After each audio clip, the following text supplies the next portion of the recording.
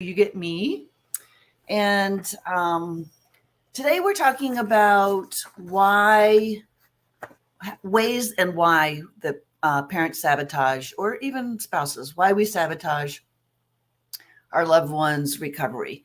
And we do this for one big reason, and it's really because we're avoiding the situation because we don't want it to be what it is, and we don't like it, and we just don't want to do it. So we create all these reasons that we should avoid it.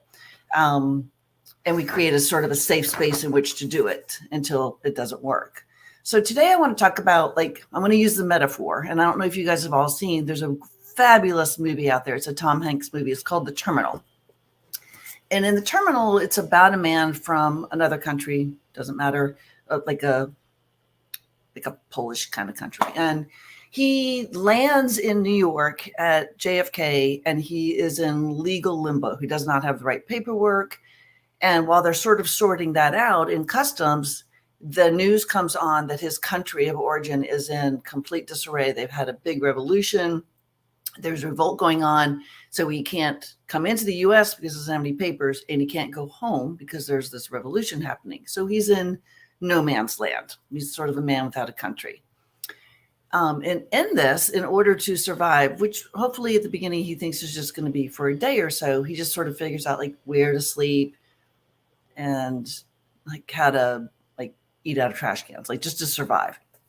But as it unfolds and he realizes it's not going to end, he creates this sort of world, this life that he's going to live there. It's awkward, it's bizarre, it's weird, but he needs it to work for himself.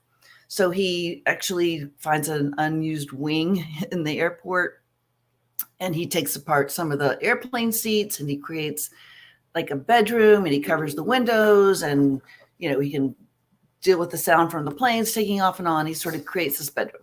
Then he decides he doesn't want to eat out of trash cans anymore. So he starts to observe that you get a quarter when you return the luggage trolley. And so he's like, So he starts to patrol the entire airport. And remember, this is JFK, so it's huge. There's dozens and dozens of unattended or just left abandoned trolleys every day. So he piles them all up and pushes them in and gets quarter after quarter after quarter. Well, now he can go to Burger King and buy a burger. And so he builds that. So he sort of starts this business, and he develops a social life. He befriends different proprietors, the janitor, just different people in the airport who become his friends, who check on him.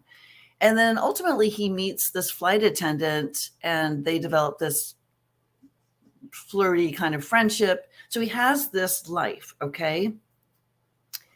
He is ultimately, maybe halfway through the movie, he's shown the way to leave. They're because they're watching him on the cameras, and they realize this man is actually building a really fabulous life, and he may live here forever.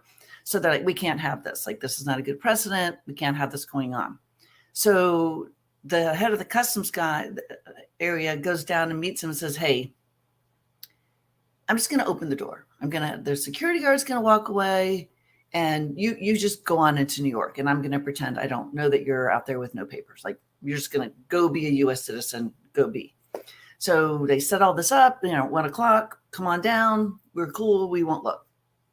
And he goes at the appointed time, but he doesn't leave. He can't make himself go through the airport door out into the big bad world of New York. It's too frightening. He doesn't like it, and he's afraid of it.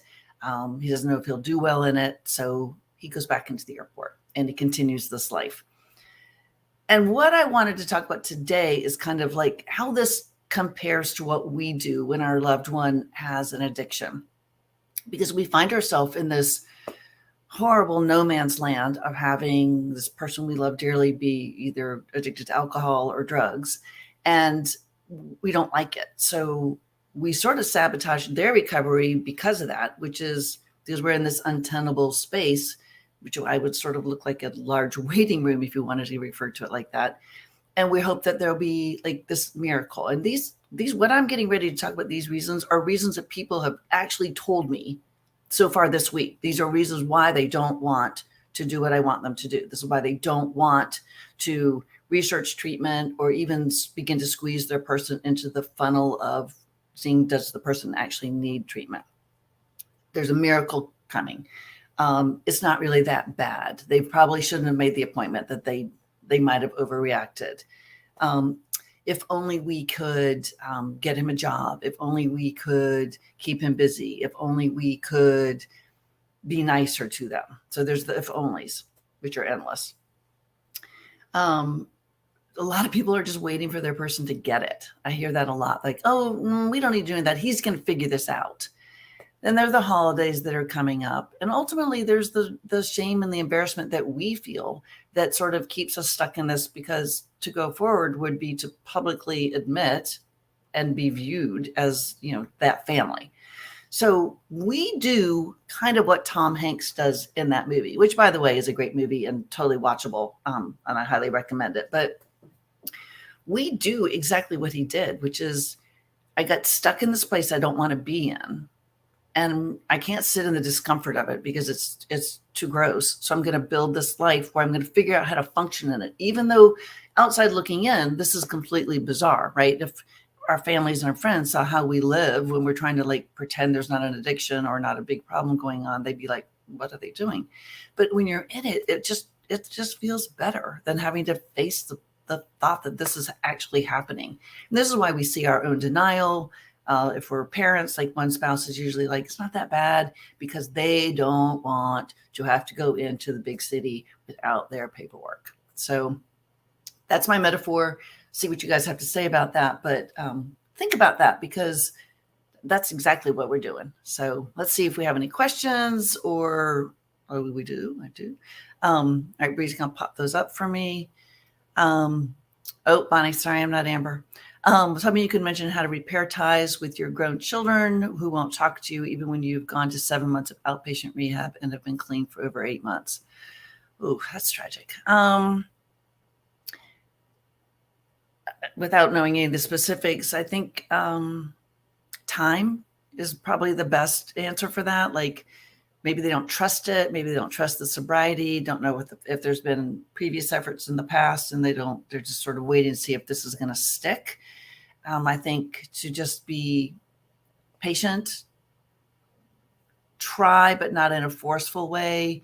Try to just instigate easy breezy contact, and then just be patient and give them the space. And hopefully one day they will realize that they're punishing for no reason, and that's not really fair to you, and it's not fair to them, and that they'll realize that they need to reestablish contact with you. I hate that that's happening. That seems unfair, but it's hard. A lot of times even parents have a hard time trusting their children when they are recently out of treatment. So just be patient, and hopefully it will work out for you.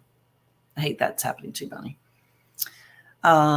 Lucy, can someone recover without following a traditional recovery program?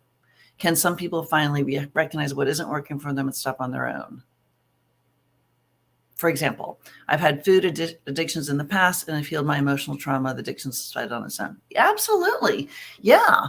First of all, there's no such thing that's one traditional path. So the big answer to that is, yeah, people can get better in millions of ways.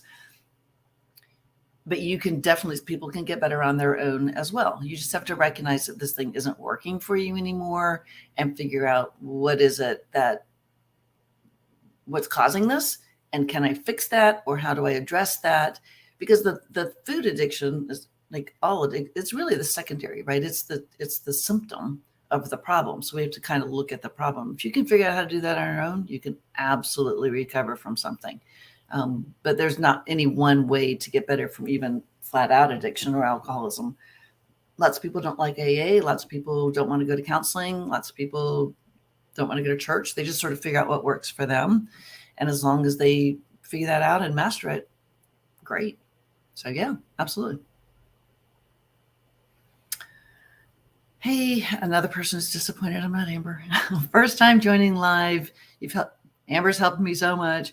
My boyfriend is known substances and has made positive change. Not sober, but aware. How do I help me mentally and emotionally? He is worth saving. Great question, Noel. How do you help you is to not dance around the maypole that is your boyfriend's use, whether it's better or not better. is you don't dance around that. You can't manage it. You can't control it. You can't fix it. You have very little input in it. So do you like build other resources, time with friends, time with self, focus on your career or whatever the other things in your life are, while maintaining contact, communication, connection with him. It's just not going to be around his substance use. So if he shows up and he's clear and lovely and fun, you want to watch a movie or go out for dinner, do so and enjoy it. If you think he's like lapsed and you don't really want to be around it because you don't want to go backward yourself, then you just be busy that day and tell him you'll see him tomorrow.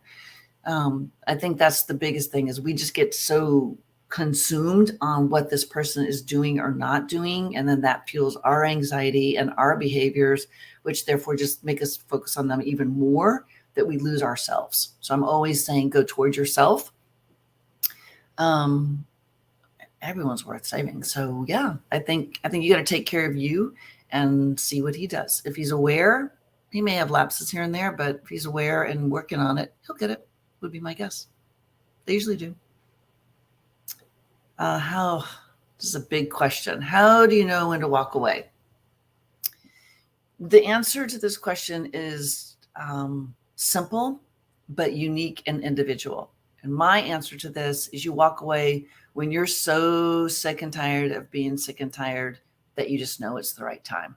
For some people, this is a super short time. For some people, it is years and years and years and years and years, or never.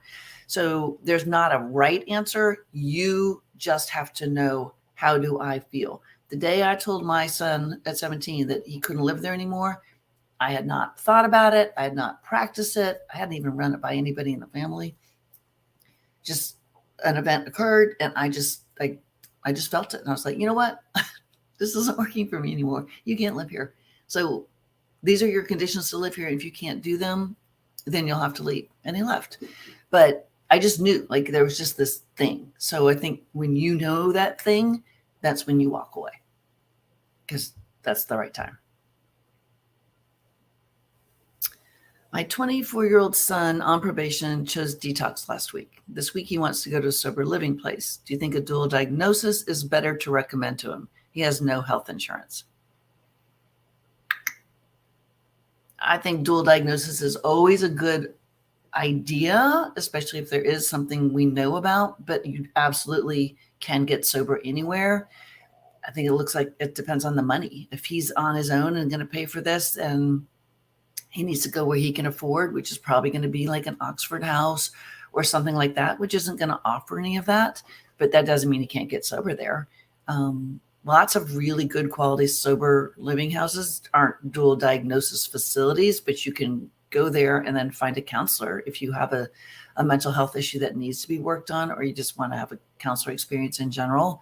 So I think if he's on a roll and he's like chose detox and he's choosing sober living, I would let him pick where he wants to go so that he will stay because no one forced him to go where he doesn't want to go. And, or if he doesn't stay, he'll have to look in the mirror and see himself. If you sort of insist, I want you to go here for this dual diagnosis, I'm afraid it will bite you on either one of those scenarios, which would not be helpful. So I'd let him pick it. He can get sober where he needs to get sober. Absolutely. All right. I like it when people put question marks at the beginning of the question. I understand that sentiment. Question mark, question mark. I am beginning to feel hate toward my loved one, and I don't like that. Any suggestions on how to stop that emotion? Stop focusing on them so much. I don't think it's uncommon to at least not like our loved ones who are going through this. I remember thinking that about my own children.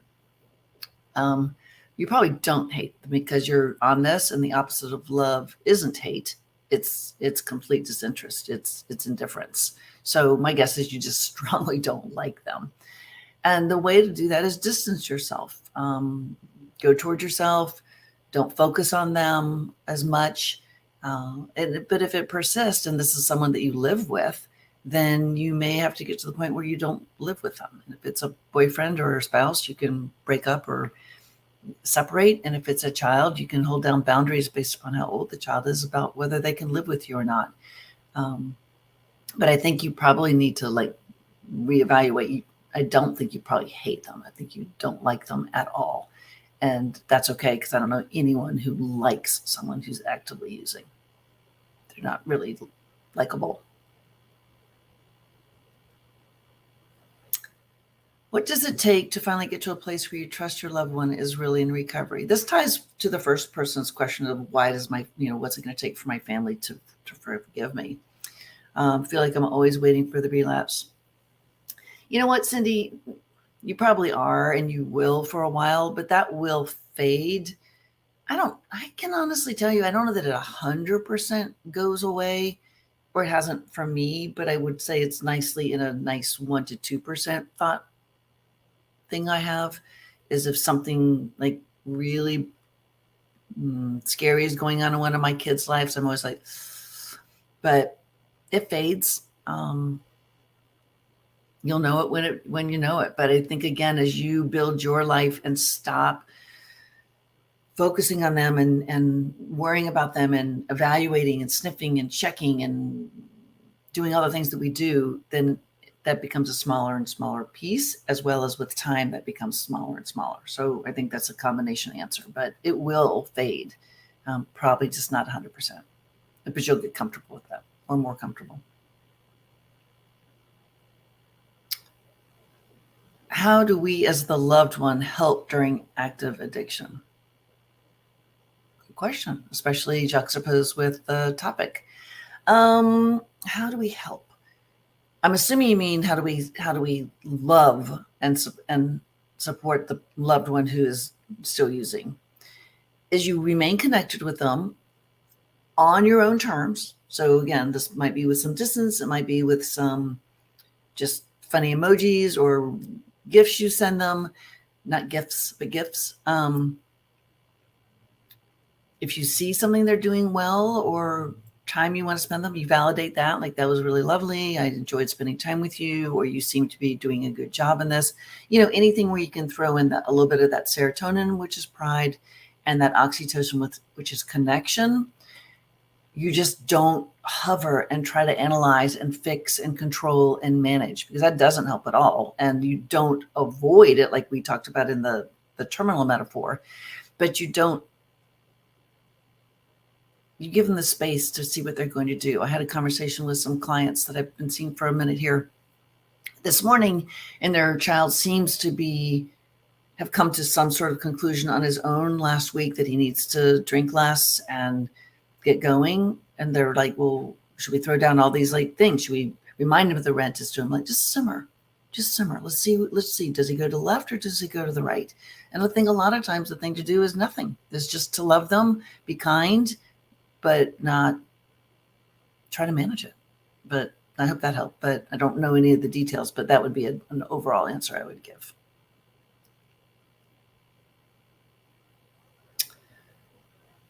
Should we tell them we don't want to be around them when they're using? I'm not a big fan of announcing. I think that if that's a boundary that you're going to hold for yourself, which that would be, is I'm not going to be around him when he's using or her, is I would just do it.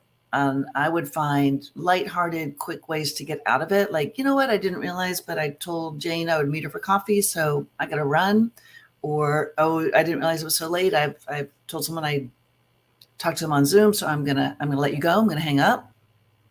I think if you start to say I'm not going to be around you when you're using, it almost becomes threatening or a really good spoon for them to put that victim mentality in. Well, I wasn't going to use, but she said that. I think overall you can say it if they're like, why do you never want to spend time with me? You say, I love you dearly, but I just don't enjoy you when I think you're under the influence. So there's those times I just step away. I think you can do it if you do it like that. But I don't think you should do it in vivo if they're drunk or high or whatever. And you're like, I'm not hanging out with you because you've been using. That's not the way to approach it, because they're just going to flip it back and use again and blame it on you. So yeah, that would be my answer on that.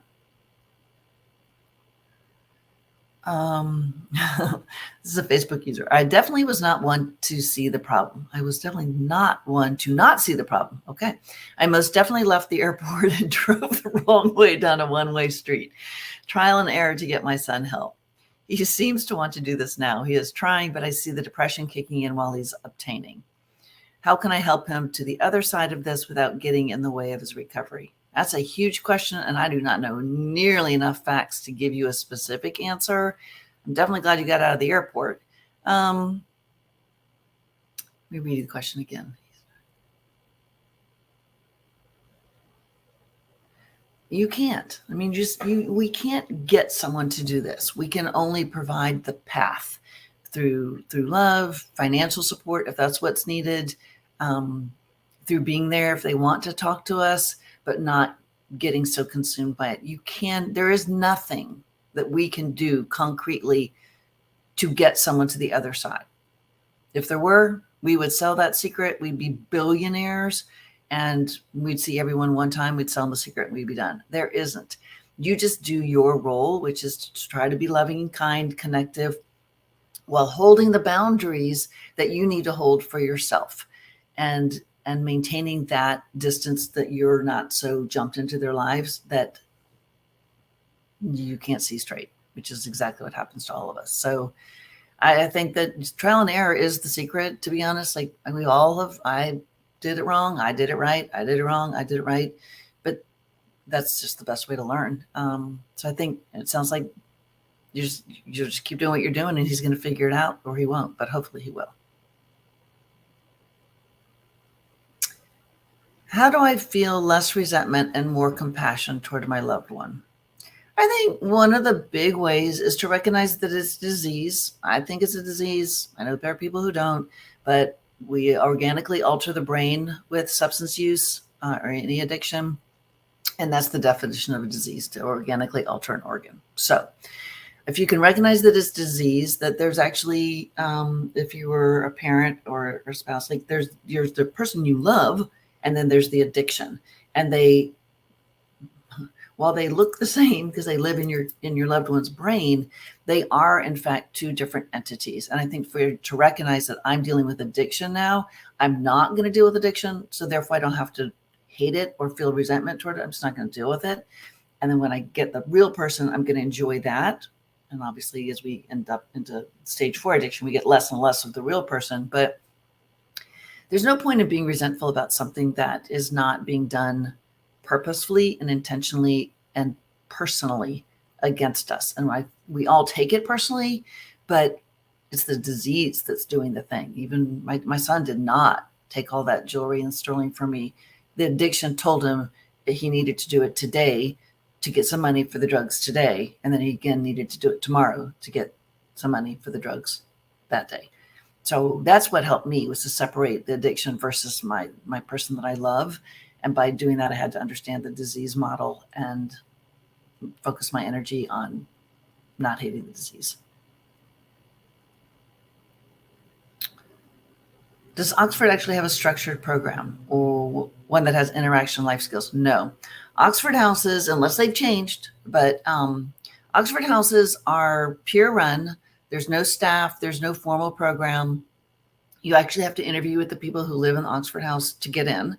And then they can ask you to leave. So basically what I find is if you really need to get sober, you can do it in an Oxford house, but everyone's going to wake up, make their own breakfast or not, go their own way, go to work or school or skateboarding, depending on their age.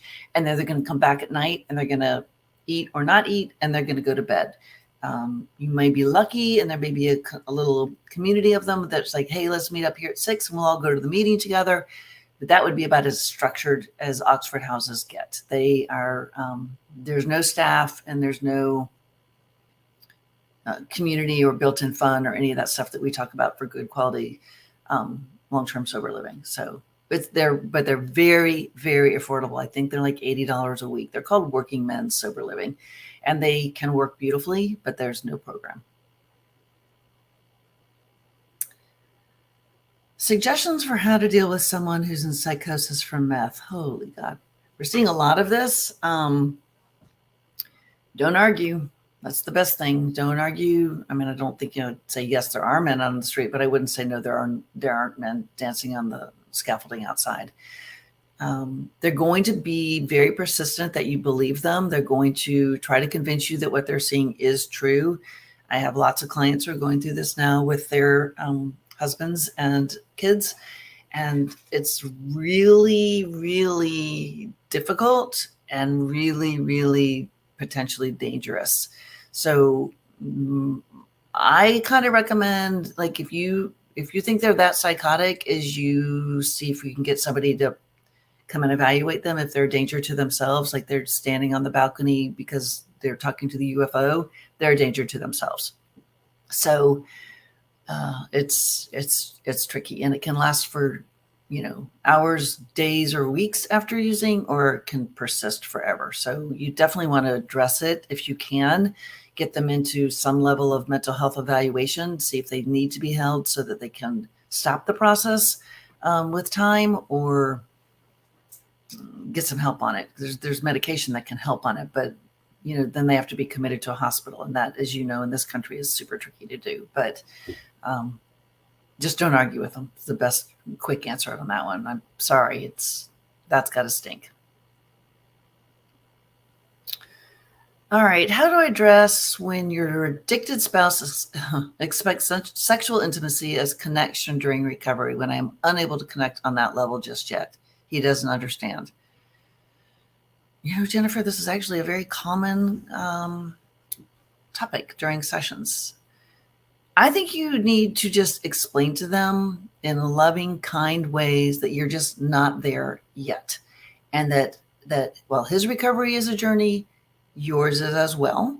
That you are still there. You anticipate being able to reconnect with them, but right now you just can't. And if they're truly in recovery, they might not like that, but they will understand it. I have this conversation 2 or 3 times a week, and that's generally the advice I give my clients is just be honest. Don't do something you don't want to do, but also don't not address it, because then it's just going to become a resentment. So I think just be honest with them. Tell them.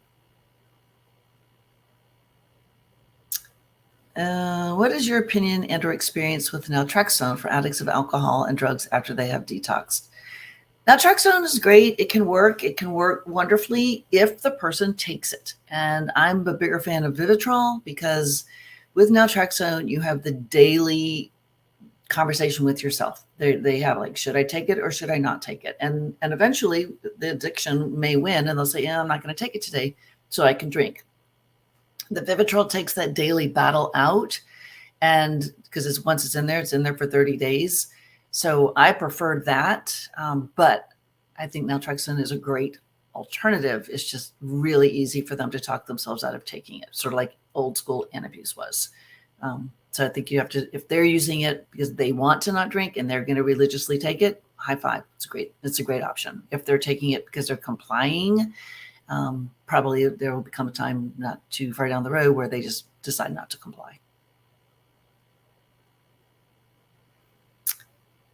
My loved one is trying to stop drinking, but has amped up his use of chewing tobacco and doesn't see that as an issue. I feel like this is just transferring the addiction. Should I say anything? Hill to the no. First of all, I hear you. We have this conversation all the time, but we have a willpower center in our brain. Oh, we have 1 minute. Damn it. We have a willpower center in our brain. It's like this big, and it is charged by sleep. So when we wake up in the morning, it's as fully charged as it's going to get. And so if he's using it on alcohol, you don't want him to use it on the chewing tobacco. You don't want him to use it on anything. We tell people in early recovery, this is not the time to quit cursing, to go on a diet, to give up smoking. This is why lots and lots of people in early recovery use tobacco products. So no, say nothing. If he gives up alcohol, and he'll eventually address that. But for right now, do not pick your battle. Alcohol is far more damaging to your relationship than chewing tobacco is. So no, say nothing.